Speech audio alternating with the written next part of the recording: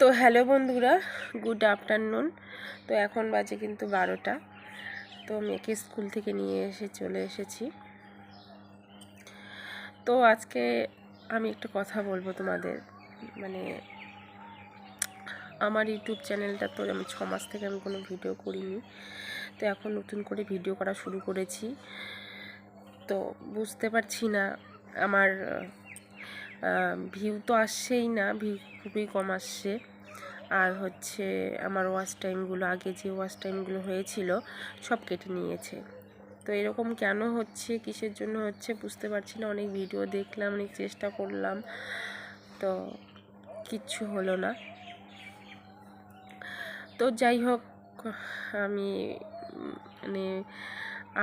আজকে কালকে দুদিন থেকে তো আমি ভিডিও ছাড়ছি।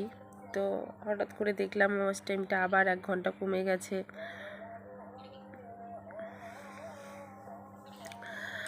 তো বুঝতে পারছি না কি করব, এনার্জিটাই চলে গেল যে আবার নতুন করে ভিডিও ছাড়বো। যেমন আজকে অনেক ভিডিও শ্যুট করেছি, সেগুলো এডিট করব, সব এনার্জি চলে গেল। তো কি করব বুঝতে পারছি না। একটা আশা নিয়ে এসেছিলাম যে আমি ইউটিউবে ভিডিও করব।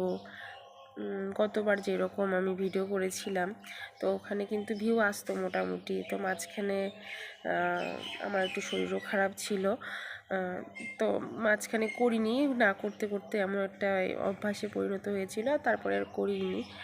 তো এখন ভাবছি যে করব।